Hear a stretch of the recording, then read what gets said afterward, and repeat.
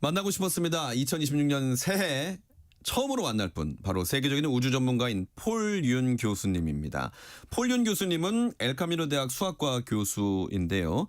미 항공우주국, 즉 나사의 태양계 홍보대사로 전 세계를 다니며 왜 우리가 우주로 가야 하는지, 우주 탐사와 우주 경제의 비전을 알리고 계신 분입니다. 바쁜 일정 가운데 오늘 생방송 주말 저녁입니다를 찾아왔습니다. 폴윤 교수님 스튜디오에 모셨습니다. 어서 오십시오. 안녕하세요, 여러분. 반갑습니다. 한국말을 잘하셔서 다행입니다. 네, 감사합니다. 네, 아니 일정표를 제가 잠깐 봤는데 네. 엄청 바쁘신 일정이던데 네.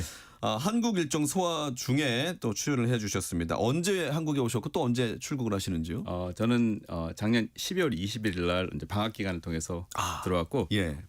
이번 달 1월 29일 날 다시 이제 학기가 시작해서 미국에서 출국하게 됩니다. 네, 그럼 간략하게 지금 어떤 일정들을 다니고 계시는지. 지금은 나사 그 태양계 홍보대사로서 많은 곳에서 우주 탐사와 예. 나사의 우주 탐사와 특히 이제 우주 경제가 많이 성장하고 있거든요. 네. 그래서 그걸 이제 대한민국 사회에 알리기 위해서 지금 많은 곳을 방문하고 있습니다. 네, 그러면 일단 제일 먼저 네. 나사의 태양계 홍보대사가 어떤 일을 하시는 거고 무엇인지를 모르는 분들이 많으실 것 같거든요. 직접 소개해 주세요. 사실 나사는 1958년에 이제 시작을 해서 예.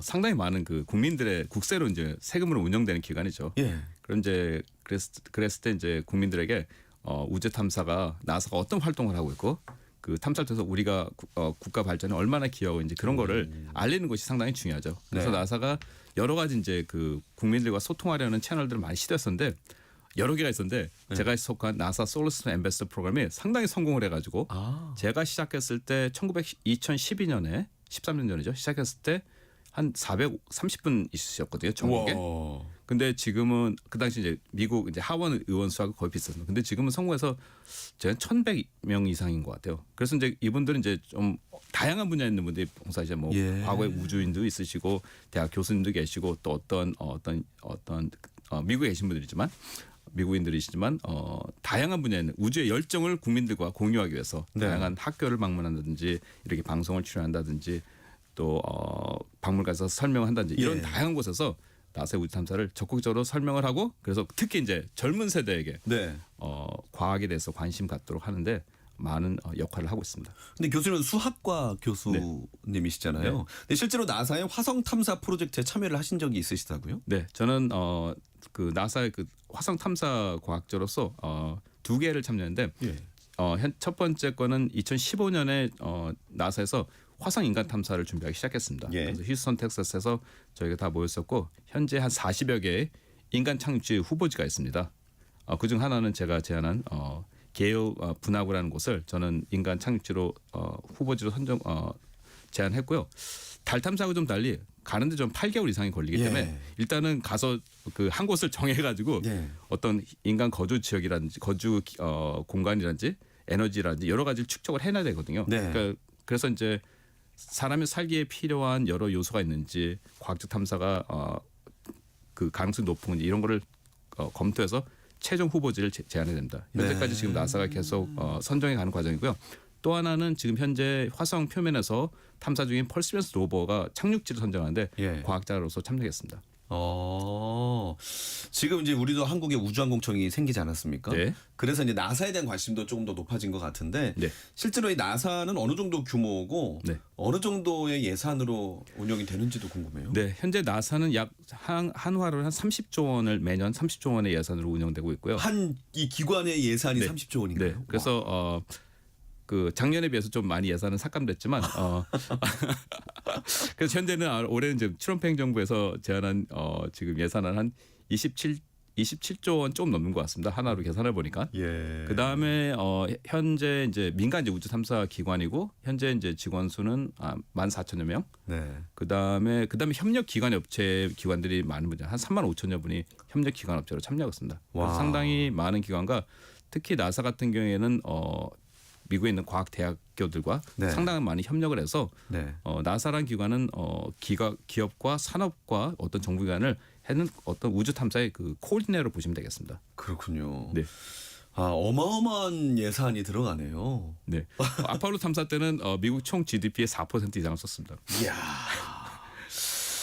자, 이 방금 말씀하신 이제 아르테미스 계획을 네. 통해서 이제 또 달에 다시 한번 인류를 네. 보내기 위한 그런 것도 준비를 하고 있는 걸로 알고 있는데 네. 어떻습니까? 2026년 이 새해는 어떤 이벤트가 기다리고 있는지도 궁금해요. 아주 달로 가는 역사적인 일이 다음 달 2월과 예. 4월 사이에 인류가 다시 달로 돌아갑니다. 바로 다음 달에요? 네. 아르테미스 2를 통해서 2022년도에 예. 그 마네킹만 태워가지고 달을 이제 시스템이 안전한지를 알아야 되니까요, 그죠? 인간 시스템이 달에 갔을 때 환경에서 안전한지 시스템이 통신이나 여러 가지가 안전한지를 테스트해서 2020년 마네킹을 태워서 성공을 했습니다. 예. 그래서 이번에는 우주인 4명을 태우고 나사 우주인 3명, 캐나다 우주인 1명을 태우고 예.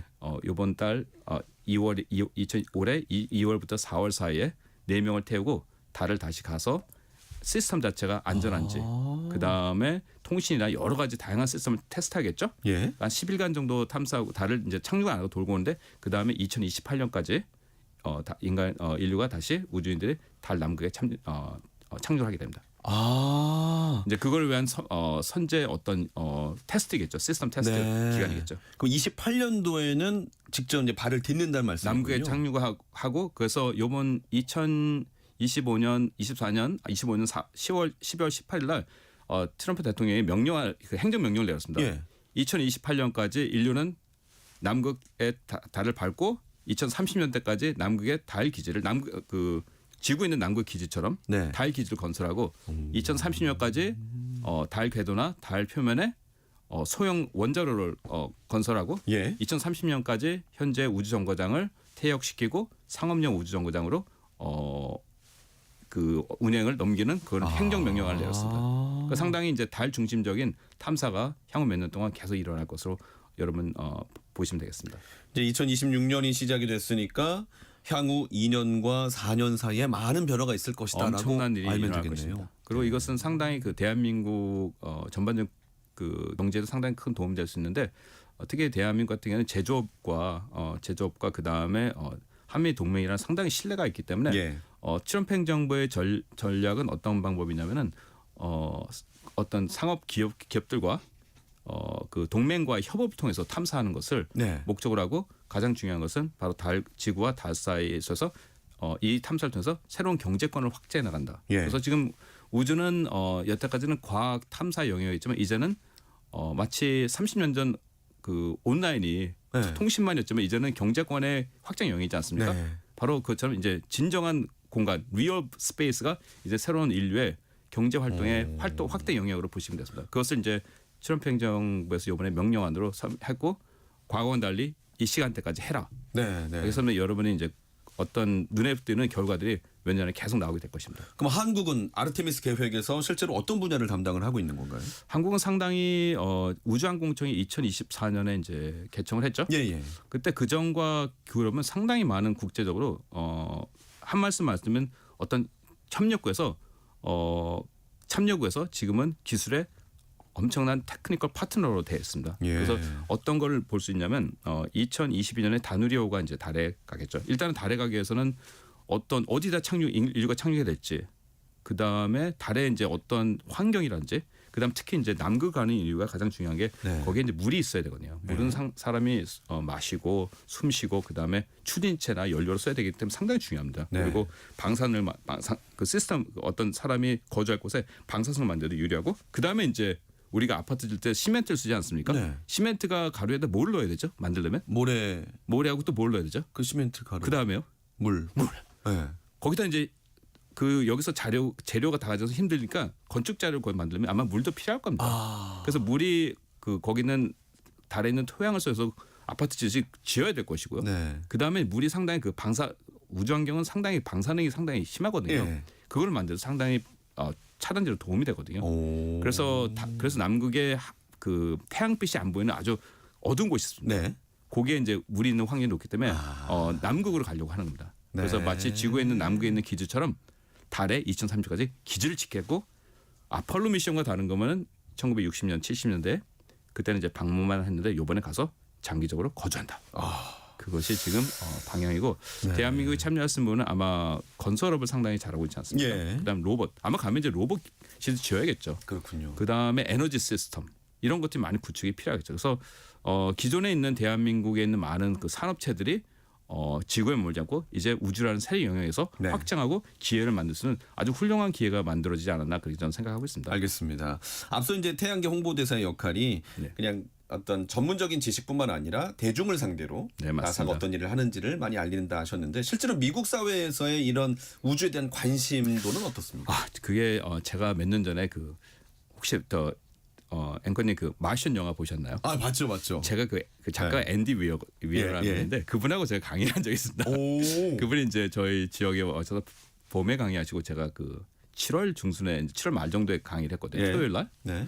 근데 저는 이제 제 강의 때 지역 도서관에서 초등학생들만 올 줄 알았어요. 예. 근데 100여 분 정도 와주셨는데 70여 분이 할머니 할아버지셨습니다. 아 그래요? 근데 놀랬던 사실은 예. 그다음에 이제 강의 이후에 이제 질의응답 시간이 있지 않습니까? 예. 거의 건강 문제만 물어보셨습니다. 건강이요? 건강 문제만. 우주 나가면 건강한가? 그게 무엇이냐면 바로 아폴로 세대에서 어린 시대에 제했던 분이시들이죠. 예. 그분들이 오셔서 우주에 그러니까 많은 왜 미국에서는 우주 탐사가 지속적으로 가능하냐면 결국 그걸 펀딩을 해주는 납세자들이 바로 그런 공감대가 많이 이루어진 것이죠. 그렇군요. 네. 앞서 말씀하신 것처럼 네. 이제 세금을 통해서 이제 이루어지는 기관이기 때문에 네. 그렇다는데 그러면 우리가 이제 흔히 듣는 단어가 우주 경제 뭐 네. 이런 단어입니다. 우주 시장. 네. 우주 경제라는 게 정확히 어떤 의미로 받아들여야 될까요? 우주 경제라는 것은 뭐냐면 여러 가지 우주 활동 예컨대 발사체를 만들고 인공위성을 보내고 그다음에 인공위성에 관측한 데이터 기후나 우리 GPS나 그죠? 여러 가지 그다음에 농작물이 어떻게 하는지 농작물 살 때는 아는 여러 가지 이런 데이터 서비스나 그다음에 이제 앞으로 발전된 게 이제는 우주 정거장이 이제 세워진다면은 네. 그때는 이제 많이 관광객도 가게 되고 그러게 되겠죠. 네. 그다음에 이제 우주에서도 제조업도 일어날 거고 상당히 많은 것이 이루어지고 특히 아마 태양열을 효율적으로 만약에 사용할 수만 있다면 우리가 인류 에너지 문제 해결에도 상당히 큰 해결안을 볼 수 있을 거라고 생각합니다. 그리고 우주에는 자원도 많고요. 네. 그래서 이런 모든 것을 만들어서 현재 우리의 경제 체제 그 같이 이렇게 합쳐지면서 네. 경제를 만들어주는 것이 네, 바로 네, 네. 우주 경제라고 보면 아하. 되겠습니다. 그러니까 실제로 우리가 우주 탐사 과정에서 나왔던 기술, 그러니까 불을 못 쓰니까 뭐 전자레인지를 쓴다든지 MRI나 정수기 뭐 이런 것들이 다 거기서 나온 거라면서요? 그래서 제가 그 며칠 전에 그 경희대학교 이제 경영대학원 쪽에 계신 분들과 그 다음에 그 여러 이제 곳에 이제 방문하면서 네. 과연 MRI가 1970년대 몇 명의 그 생명을 구했을까 했을 때 그 거기와 그다음에 춘천에 있는 한림대학교에서 네. 계신 이제 의학계 계신 의학이나 의학연구 우주연구 하시는 분들께 여쭤봤을 때 놀랍게도 두 경희대 경영대학원 쪽과 대학 경영학과 두 학교당 1960년대 70년부터 한 오늘날까지 1년당 200만 명 정도 생명을 뜨면 1억 명 정도 살지 않았는가.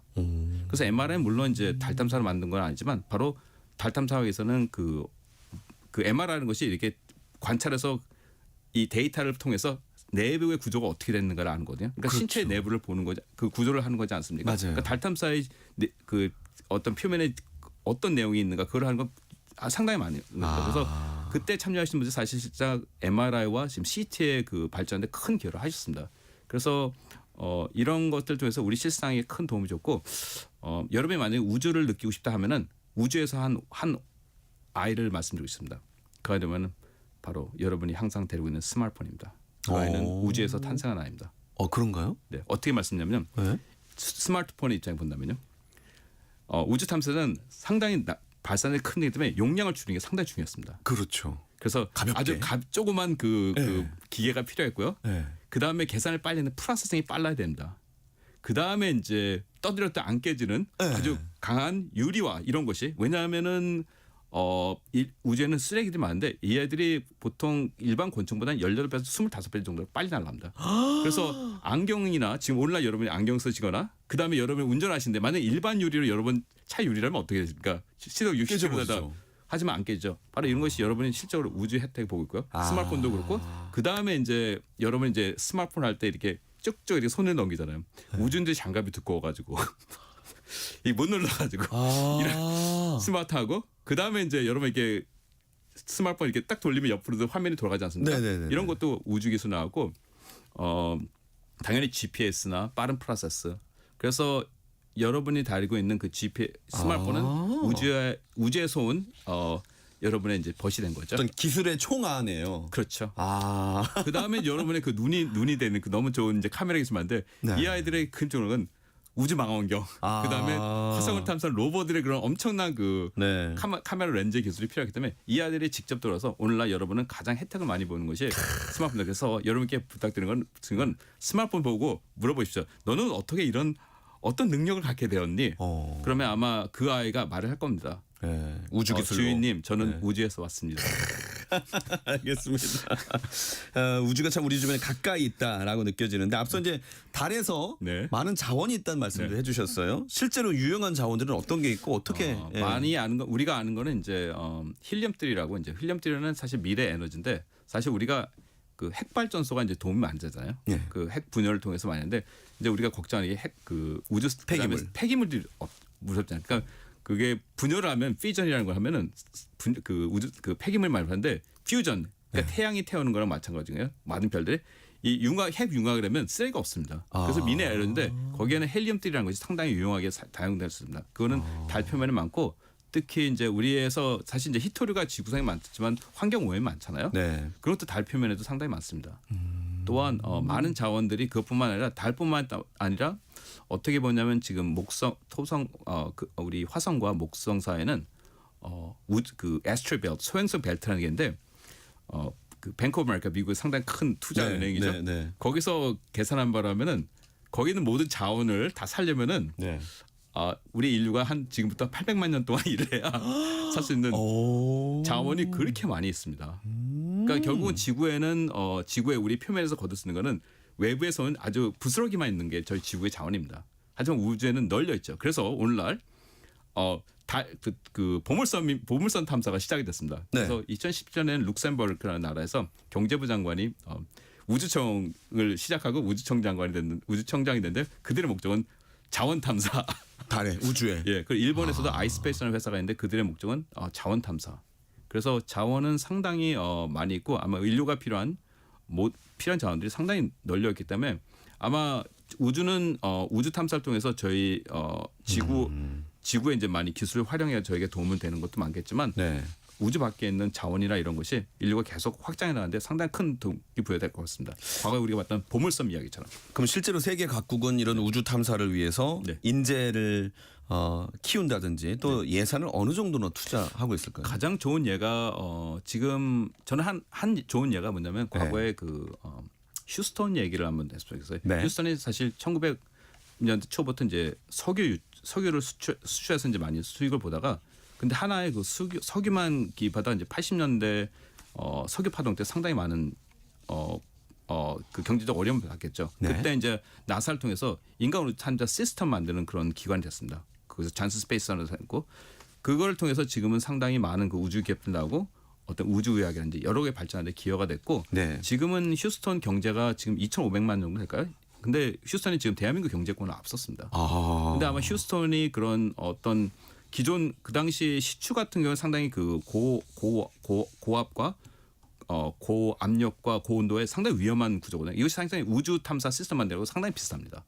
우주정거장이라든지 그걸 운영하는 체제라든지 바로 그 인력들이 넘어갔죠. 그래서 대한민국 같은 경우도 조선업이라든지 중공업이라든지 철강 이런 많이 계신 인력들이 우주 산업이 확장된다면 그쪽으로 다시 재교육 필요 없이 편입되면은 해나갈 수 있는 시스템 비슷하거든요. 그래서 대한민국에 상당히 희망이 되자 새로운 산업을 부어갈 수 있는 희망이 되고 울산 같은 경우에는 제가 생각에는 지금 조선업이 상당히 잘하는데 100년 뒤에는 전 세계 우주선을 제작하는 핵심 도시가 되지 않을까요?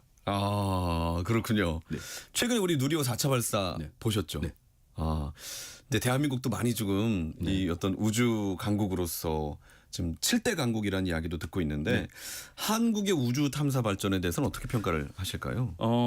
과거에는 상당히 이제 보통 이제 참여적으로만 했는데 지금은 과거 우주항공청 세우고 그래서 어떤 일이 있었냐면요.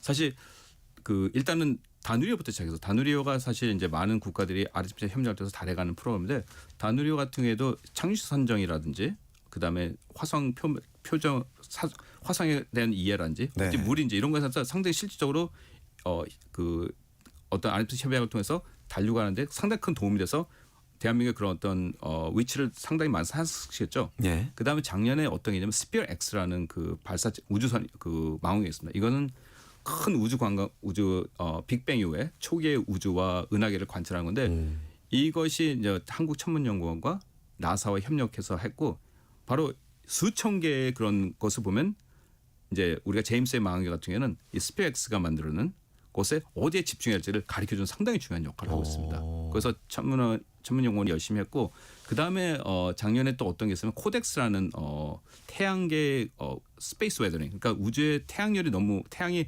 고에너지가 발사하면 인공위성도 망가뜨리고 그렇죠. 우정거장 망가뜨리고 그다음에 네. 항공에도 장애를 준다. 네. 이런 걸 연구하는 코덱스라는 장치를 우주정거장에 천문연구원과 나사가 협업해서 지금 설치해서 2027년 동안 가동하게 됐고 단위로도 아마 그 2027년까지 활동을 연장한 걸로 알고 있습니다. 그다음에 요번에 2월과 4월 사이에 스페이스 런치 시스템 나사가 우주인들이 RMS 출전해서 갈 때 대한민국 소형 인공시 K-RED 큐브라는 게 같이 동행합니다. 예. 이거는 천문연구원과 그다음에 나라 스페이스라는 테크놀로지가 같이 하고 거기에는 삼성전자의 반도체, 하이닉스의 반도체, 그다음에 KT가 이제 통신을 담당하고 이 협업을 한 것이 가서 지구에서 밖에 나갈 때 아주 근저에 그 벤 앨런 레디에이션 벨트라고 상당히 고방사능 지대가 있습니다. 예. 여기는 아마 그 고에너지가 아마 저희가 항암 치료하신 분들의 방사선 받는 거 더 심할 거예요. 그 상당히 위험한데 거기에 대한 정보를 대한민국이 담당하게 됩니다.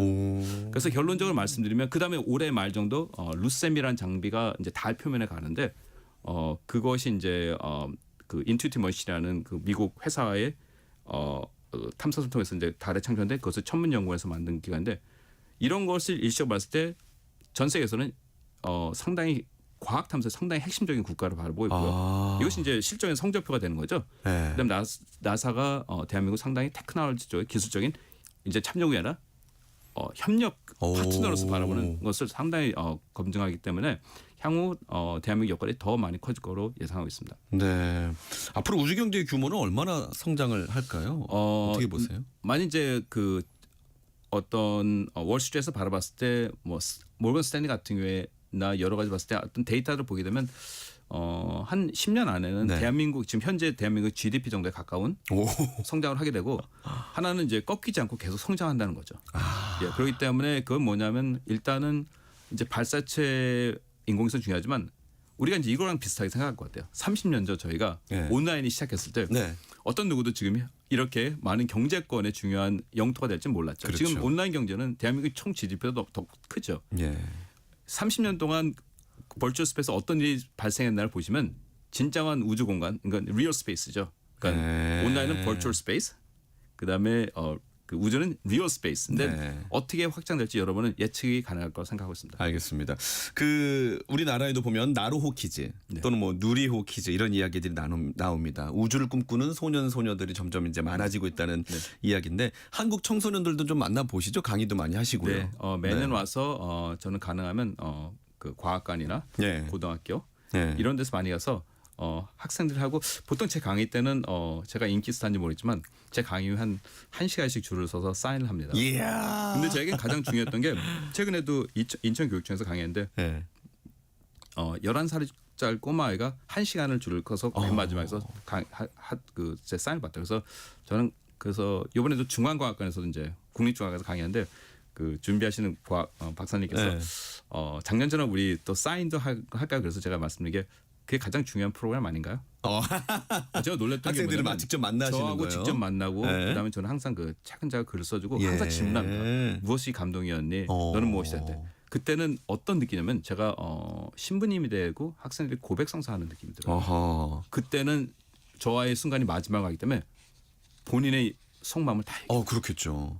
그때 그 아이의 그 꽂힌 영혼의 그런 따뜻한 말이란 것이 얼마나 그 아이에게 살아가는데 영감을 줄까요? 그럼 그만큼 우주에 관심이 많다는 거잖아요. 관심 많고 어떤 애들은 이렇게 네. 말하는 저한테 선생님 저는 천문학자가 되고 오. 싶습니다. 아마 과거에 이런 거였던 것 같아요. 저희 어린 시절에 네. 그때 선생님 부모님한테 저는 연예인 되고 싶다 하면 연예인이 되고 싶다고 많이 혼났었잖아요. 네.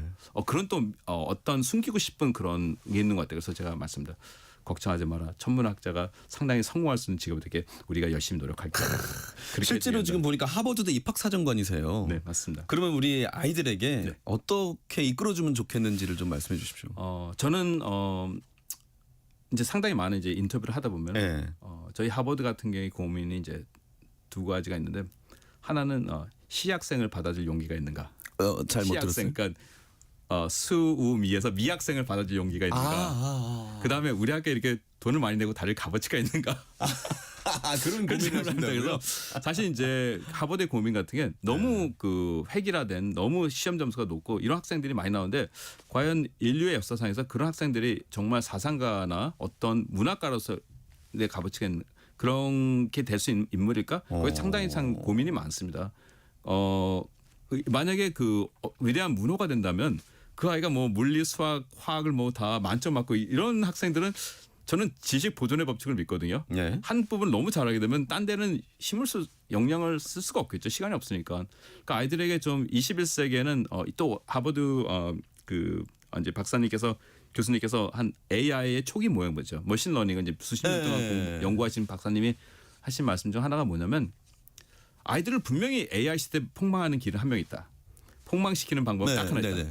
기계가 잘하는 걸 공부를 시키면 AI가 잘하는 걸 계속 공부만 시키면 그 아이는 폭망할 수 있다라고. 그렇죠. 뭐 사칙연산 이런 거. 그래서 지금 만약에 일본에서 저는 알고 있습니다. AI를 시켜서 도쿄대 입학을 시켜서 계속 노력을 했고 상당히 많이 쫓아왔고 예. 미국에서도 상당히 그 AI가 시험 봐서 상당히 뭐 의대나 법대 시험들을 상당히 많이 통과하고 있죠.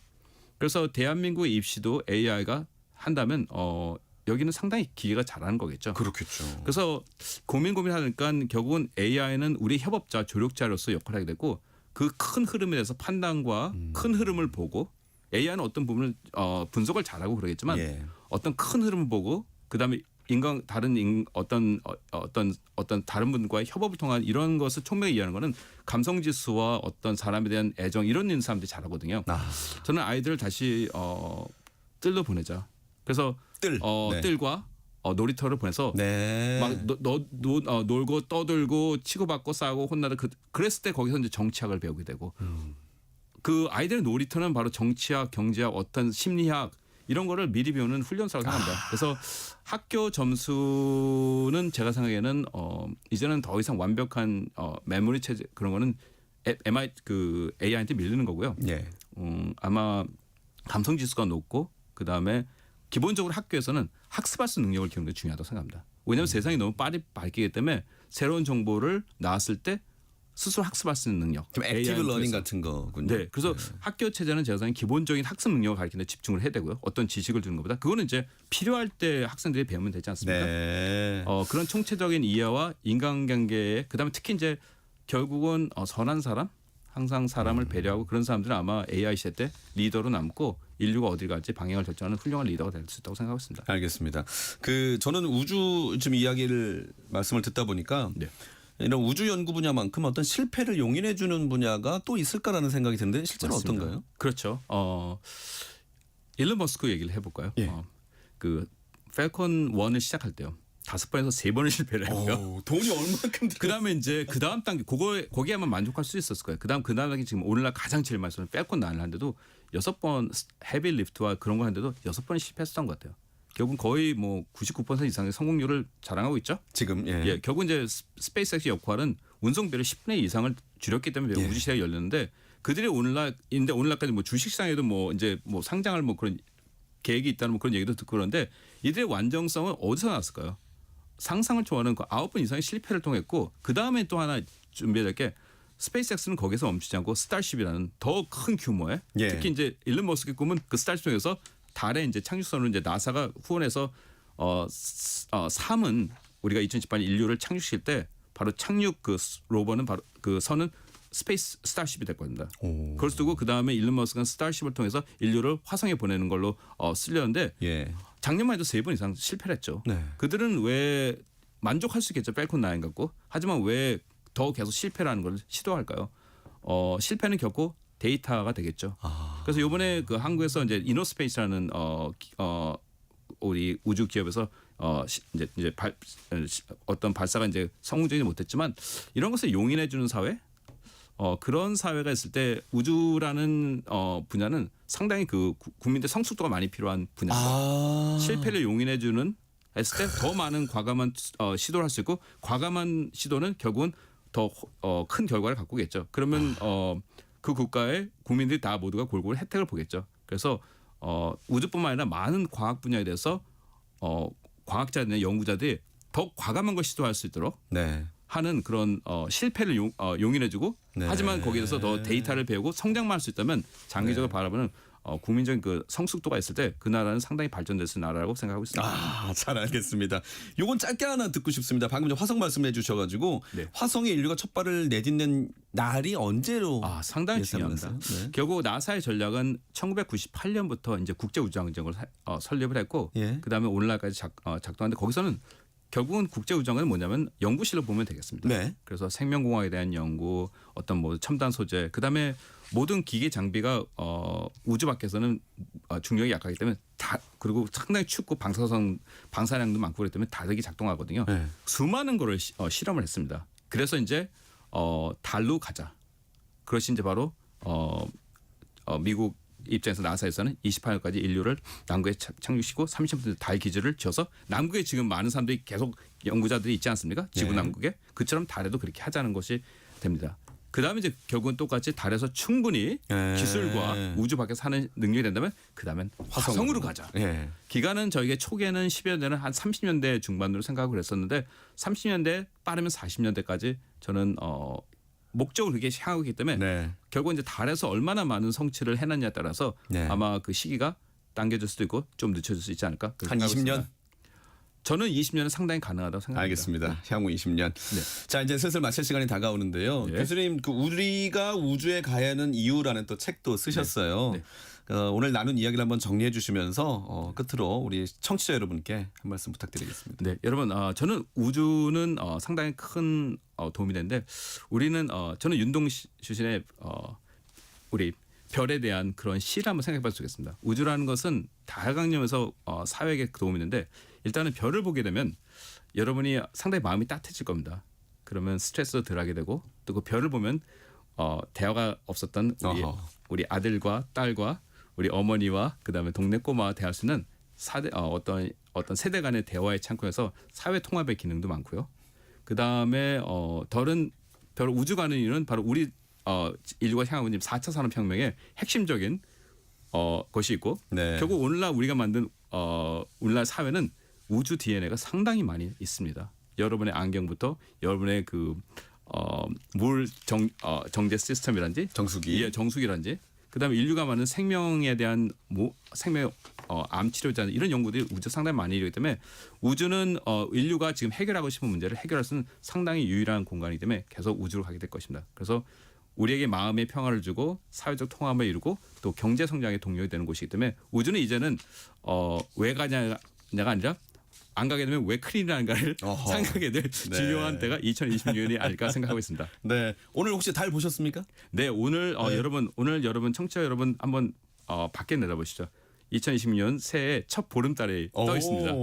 그래서 너무 오늘도 저희 강연이 달과 관련인데 오늘 한번 달을 보시면서 우리의 오늘 내용을 다시 한번 생각해 보시면 여러분이 마음 따뜻해지지 않을까 생각합니다. 알겠습니다. 2026년 새해 우리가 좀 희망찬 이야기로 시작을 할 수 있게 해주셨습니다. 나사의 태양계 홍보대사이자 엘카미노 대학 수학과 교수인 폴윤 교수와 함께 오늘 만나고 싶었습니다. 첫 시간 함께했습니다. 나오셔서 감사합니다. 감사합니다.